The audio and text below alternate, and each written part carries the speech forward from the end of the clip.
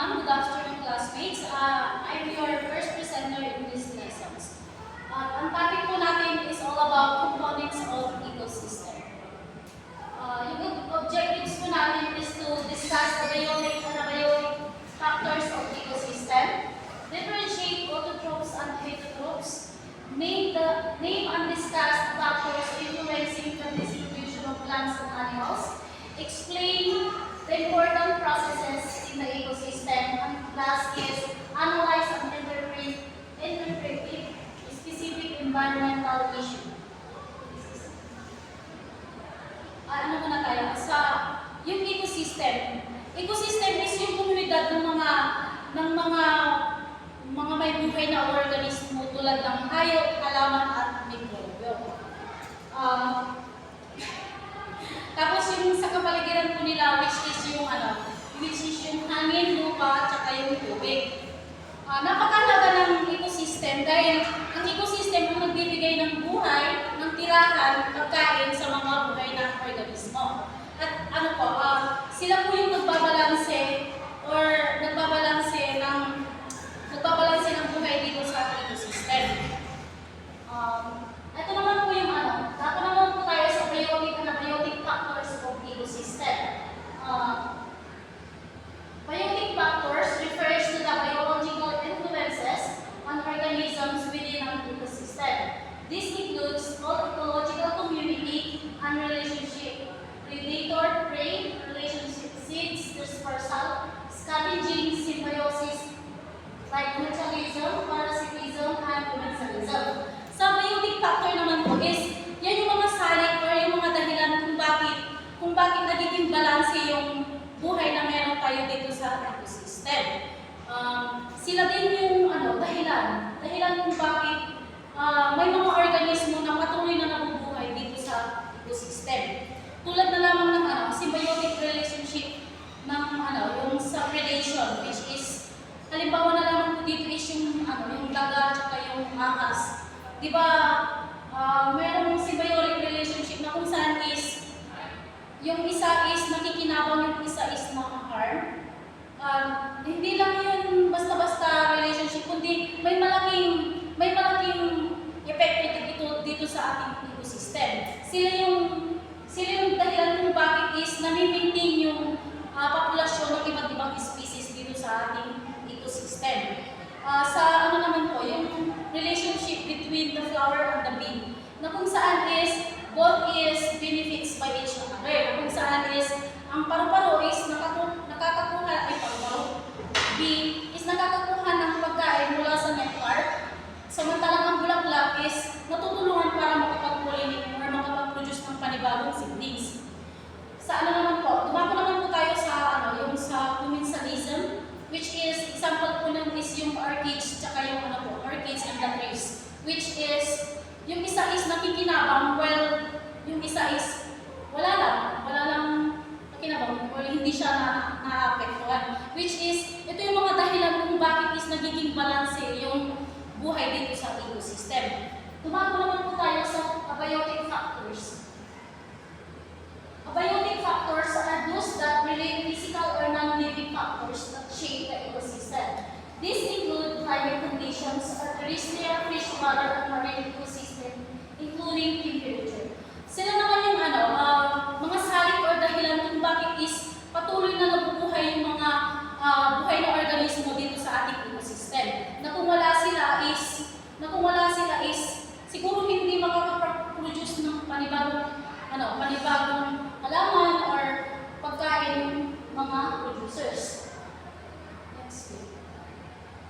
Ito yung mga major non-living factors of an ecosystem na kung saan is sila yung mga pangunahing salik na nagbibigay buhay sa mga buhay na organismo. Unang-una doon is sunlight. Sunlight, this is necessary for photosynthesis. Alam naman natin na yung sunlight is the main source of energy na kung saan is nakakagawa ng pagkain yung mga halaman through the help of sunlight by the process of photosynthesis, na kung saan is nakakapag-produce ng pagkain yung sariling halaman, which is tinatawag na yung sugar or glucose. Yun yung ano, yun yung nagiging pagkain ng isang halaman, tsaka yun yung dahilan para makapag-produce ka ng pagkain. Temperature. All living things have a range of temperature in which they can survive. Beyond those limits, they will have a difficult time. Yung temperature naman is, yun yung ano, kailangan din ng mga organismo para mabuhay. Kung saan is, kailangan is ano siya, kailangan is, naka-accurate yung temperature na may mga hayop kasi na yung gusto sa mainit, may hayop na gusto sa malamig na lugar. Tapos, water. Water, all living things require some water but some can live with diesel water. Isa rin sa main source of photosynthesis is yung water na kung saan is, alam naman natin na ang isang halaman is mabubuhay kapag nadidiligan siya or may mga hayop talaga or organism na nabubuhay sa tubig lamang or lesser amount of water. Oxygen. Many living things are required oxygen. It is necessary for cellular respiration, a process used to obtain energy from food. Napakahalaga ng oxygen para sa ating mga buhay na organismo na kung saan is it is the one source na kung saan is mabubuhay yung isang organismo sa tulong ng oxygen. Na kung saan is kung walang oxygen is hindi mabubuhay yung isang organismo. Soil. The type of soil, amount of water, it holds available nutrients, etc. Determine what type of organism can successfully live or on the soil. Napakahalaga rin ng soil sa paglago ng isang organismo or sa halaman na lamang na kung ang isang lupa is mataba is magiging healthy yung halaman. Hindi naman mabubuhay ang isang organismo without the soil. The biotic factors include plants, animals, fungi, bacteria, and any other living things that live in an area. Yung categories include producer or autotrophs. Producers or autotrophs make their own food. Producers such as plants make their food through a process called photosynthesis. Yan nga po yung mga producers, which is the plants na, yun nga po yung sinabi ko na they can make their own food through photosynthesis. Tsaka yung exercise. Consumers or heterotrophs needs to eat food that autotrophs have produced. 3 types of consumers. The herbivores eat plants, carnivores eat animals, omnivores eat both plants and animals. Yung mga consumers naman yan is, yung mga hayop or tayo yung mga tao na kung saan is, tayo yung kumakain ng, pinoproduce ng halaman, which is the autotrophs. May tatlong klase po ng consumers, which is the herbivores. Yung herbivores po is, yun lamang po yung kumakain ng halaman or yung mga damo. Yung carnivores naman po, sila yung mga kumakain ng karne tulad ng mga predator. Omnivores eat both plants and animals. Tayo mga tao na kumakain ng plants and animals.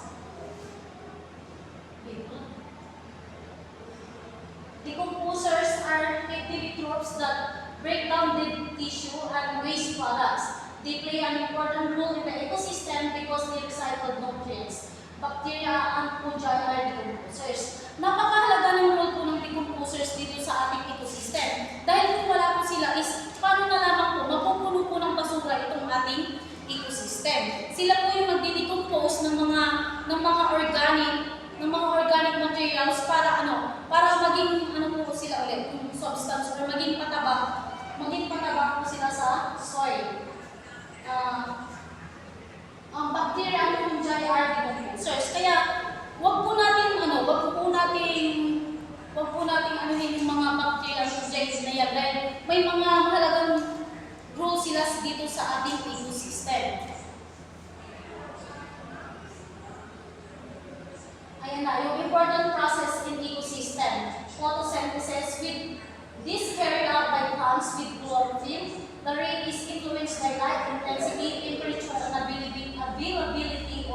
water. Yan lang yung important process in the ecosystem na kung saan is nagpo-produce ng yung isang halaman para may makain ng mga consumers.